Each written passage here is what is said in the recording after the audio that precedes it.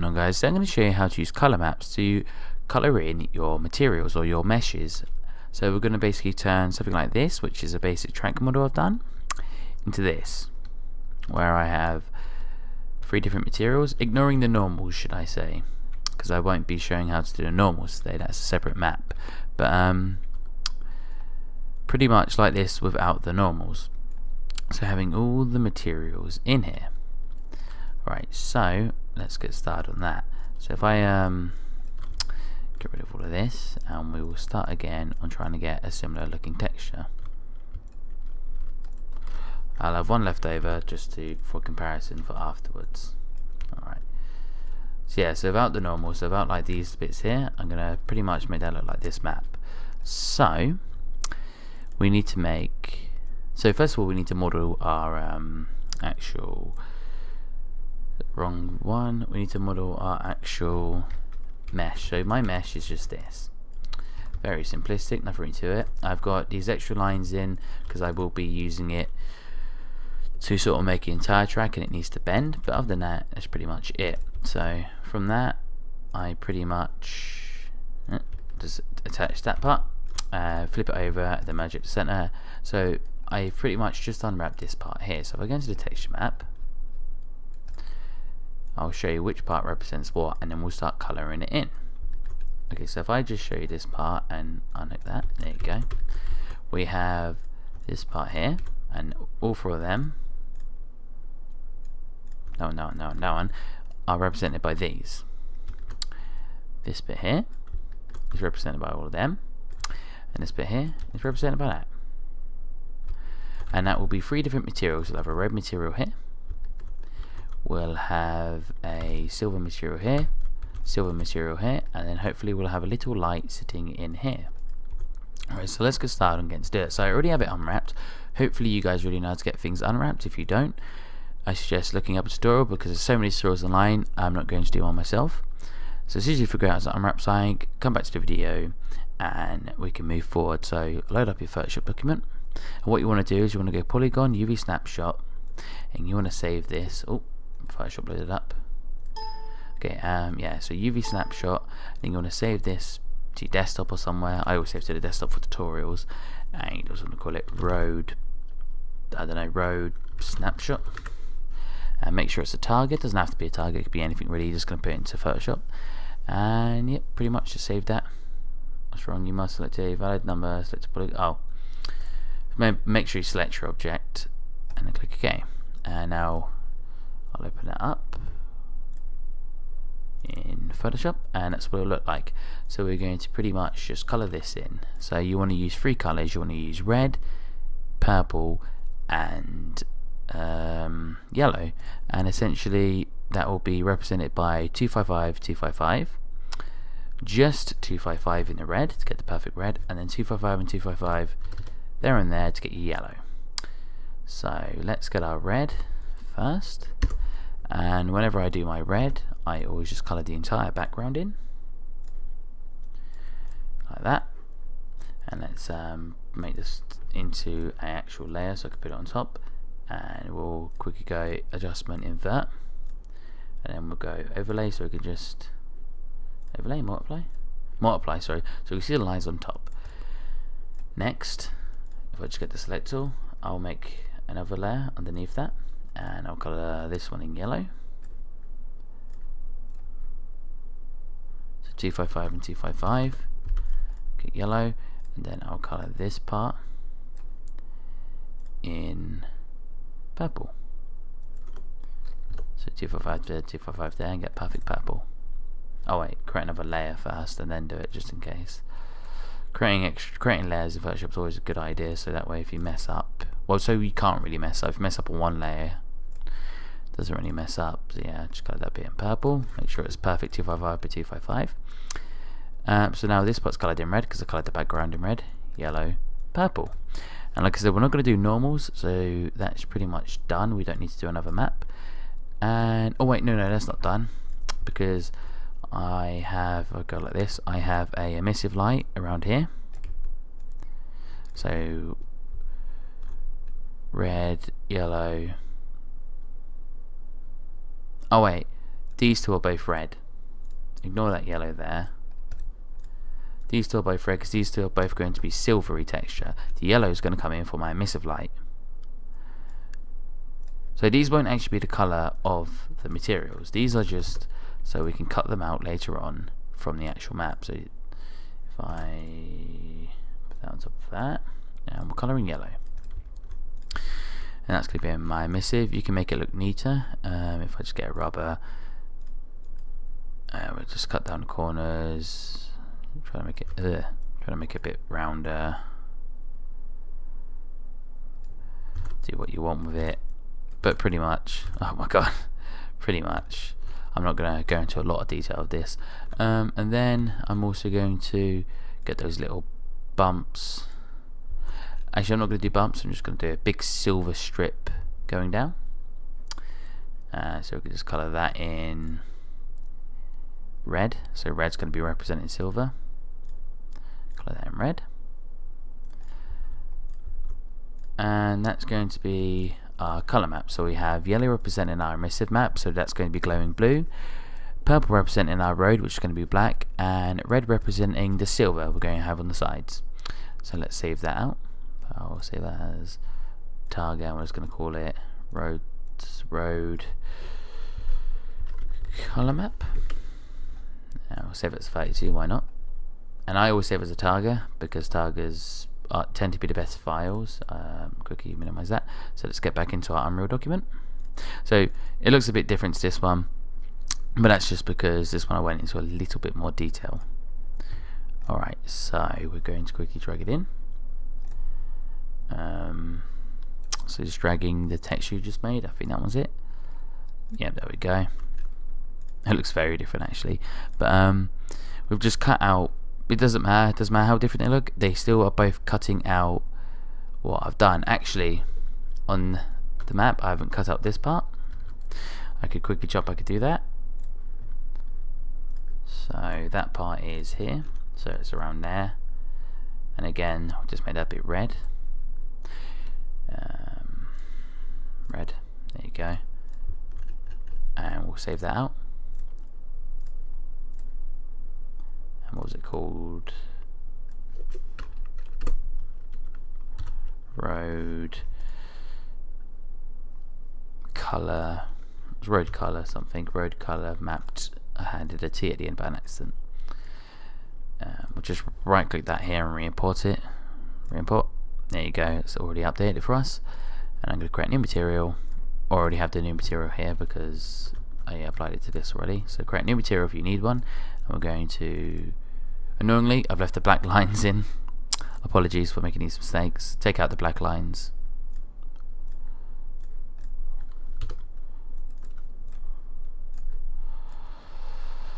Re-import again. There we go. Okay, so get to your material that you're going to make for that road.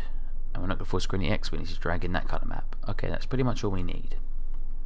If you click on your item you have, so where's my track? You get track, and if we click that button there,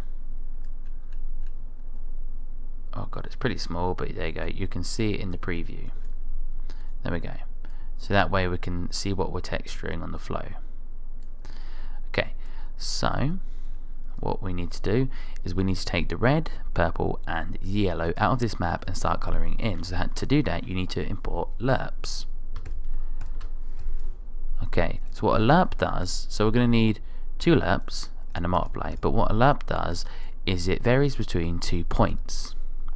So for example, if we have, well, not one constant, hold 3 left click, you'll get a so hold L left click, you get a Lerp, and hold 3 left click, you'll get a constant vector. And you can always type it in here if you don't catch on to what I'm saying. So like Lerp, and you can get your linear, well, it's called a linear interpolate, if that's how you say it. Either way, we've got a Lerp. So essentially what you want to do is so essentially what I'm trying to show you is what a Lerp does. So if we connect both of them up and we turn this one to that colour, I did not put this part up here, so we turn it to that colour and we'll turn that to red. That is not a red, that's a red.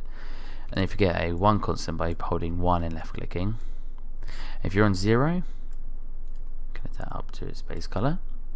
If you're on 0, you'll get 1. You'll get 1, you'll get blue, and if you're on 1, you'll get red. And anything in between, it will mix both of those together. So what a lerp does is it picks between 2 points essentially, and our 2 points being red and blue at the moment. So if we go 0.5, it puts both of them together into one map and makes it that color, as you can see in our preview there. So if you click on that, you can see the preview. Right, so let's set this up. So we got our multiply, we need to multiply as well, and we're going to connect these up to here. Let's hold Alt, left click would delete your lines, or you can right click and click break connection to delete the lines. Connect that up, and then we need to hook that up to base color, and we need to hook red up to here, green here. It doesn't really matter how you connect it up, but I always hook red up to there because red's usually my background. So as you can see, it's already coloring it in. We need so that's gonna be a silver color. Let's say around there. Our red, which is represented there. Actually, let's keep it as red. We'll keep it as red. So that'd be a light, and then we need another one to represent the road. And the road's going to be pretty much black. We don't want it completely black. Never really have anything completely black. It always, I don't know. I don't really like completely black. So you throw that into there. Oh, that's really grey though. So nearly. There we go. So we're already getting closer to what we want to achieve. Right. So now, using skills in other videos I've showed you, we're going to start colouring it in. We're going to start getting my emissive maps and my roughness maps in. So using the same technique with the lerps, we're going to copy them. So select them and copy, and we're going to get 3 for our roughness. We don't need any lerps for emissive colours because there's only going to be one part of the object that's going to be emissive. Or wait, do we? No, we do need one lerp for emissive because we need to cut out the yellow. Now I think yellow comes under blue, I believe. Yeah, yellow comes under blue. So we need to put that into our alpha. There you go. We're going to connect our red up to here. Nope, red up to here. And delete that one by holding Alt left click. Make a multiply tab. So this is just stuff you should have learned from my other videos to make a emissive map. Oh wow, that's really reflective at the moment. And then we're going to turn that to, I don't know, 20. I've connected that to roughness like an idiot. Emissive color. There you go. So now we have our little glowing center already. Next step, we are going to do our roughness. So again, I'm going to put it in the same order I've done here. So red at the bottom, then I went green at the top. Let me check. Green, yep, went to the top. And then we're going to go blue for alpha. And it's always nice if you write and comment up here. I don't think there's a shortcut button. I do apologise for bad spelling. I have a microphone in front of my face. You can start setting up. I didn't mean to do that. Because I had the comment select. So if you select 3 and then add your comment, it will put it in those things. So now I want to move that. I'll move all of them, and you can start labeling it like roughness, stuff like that, just to make it neat. You don't need to, but it's always nice to just set it up. So if I go like this, color, or your albedo, I guess, and it's like this, and we'll just call that our emissive. And that sort of helps you sort of, when you jump back into the map, you know what's what. You're like, oh yeah, this is what controls my color, what controls my emissive, stuff like that. Right, now if we go red down there, green, yeah, all that's set up correctly by the looks of it. And then we start making our, hold 1 and left click, and you'll get your 1 constants. I'm going to connect them up because you only need 1 constants, because roughness is either black or white, and 0 will be, so if I connect this up now, because they're all 0, it's going to make it all 0, which is all going to be reflective. So we want the road, which is the last one. Oh, I'm going to actually make that a little bit darker. I was saying don't make it too dark, and now I'm like making it super dark. Okay, so yeah, a bit darker. So the road isn't going to be very reflective at all, so we're going to make that 0.9. So now that's got no really reflection. We're going to make the silver pretty much very reflective. Silver being the top one, which is, I'm going to say 0.1. We don't want it to be like a mirror. And the emissive map doesn't really matter. And now we need to set up our metal maps. Once again, you should have learned this from my basic material video that I've already done. If you haven't watched it, I suggest going back to watch it so you understand what everything does. Right, so again, we need to set up Lerps for these. And there's only one thing in here that's going to be metal, which is the silver. So let's connect that up to our metal. 3 vectors. Actually, you can sort this out and make everything different colored. You should understand by now how to do it, but I'm going to make everything metal because I think it just looks nicer, because it's a futuristic road and I want the actual road part to still be metal. So make that a bit brighter. So yeah, I actually want the road to still be metal. It just looks like road, just because I want to stylize it a little bit. Right, so now we're already getting somewhere. So we've got this silver bit working here. We've got silver strips here. Oh god, what's with the thingy? So it's already working really well. That's pretty much done for the basic stuff. So I'll click OK to that, and we should already have pretty well textured. Wow, I've made that really too bright. So we'll jump into here. We'll get the emission where it says the multiply, and we'll turn that down.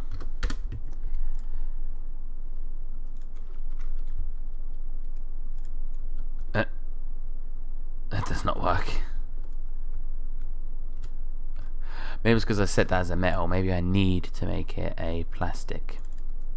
So maybe I need to I mean, we can test it quick by just making that one 0. It's not going to look good now. The metals won't look metal, but I'm just quickly going to do a preview. Oh no, for some reason the emissive isn't just looking very nice on that. Alright, let's jump back in. Oh, I just clicked on the wrong one. This is actually all the PBR set up for this, for the actual road. That's a little bit more complex. I have a lot of added stuff to that because it's got normals in it as well. So this one, there you go. So we can set that back to 1. Get the emissive. Set it to 10 maybe? 12 maybe? I don't want it to be too bright. I don't want it to overwhelm the area. Either way, it's too bright again. Either way, it's pretty much how you do that. The next sort of stages would be getting all the normals done, but that's pretty much how you'd go about colouring in something just using a colour map. It's the same way this is made. So if I go into here, you can see that I've basically done the same thing I've done with the colour map and connected it all up. Pretty much the same, except we don't have normals. I haven't got the normals done for it, but yeah. Other than that, until you get to the stage where you start making your normals, that's pretty much how you colour in and get all the material for something just using a colour map. You can go about and edit it more. If I want to put like noise on something, so let's say I want my roughness to be a bit more noisy. The silver being, I can't even see the thingy, there it is. Silver being which one? Silver being the top one. So if you wanted to put some noise on something, we want the noise to be pretty weak. So if I put an overlay tab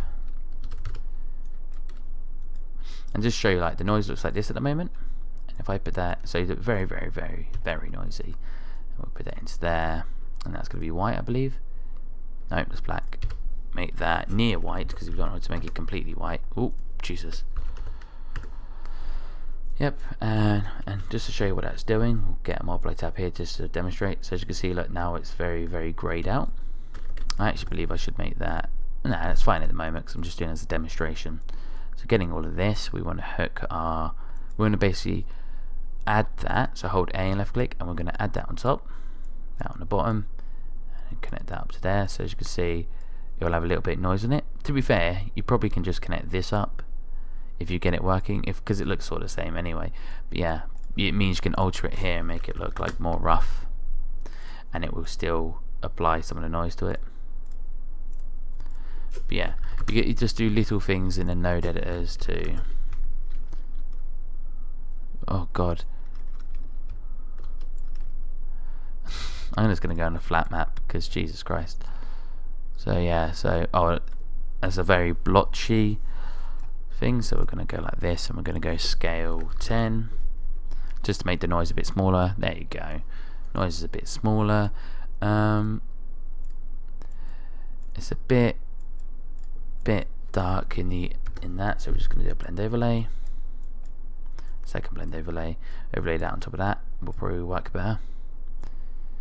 Let me look at that, make this a bit darker. Oh, already on 0.1, so make this one a bit darker as well. You pretty much just mess around with it till you get what you want. I think that's way too noisy, but I'm just going to show you an example.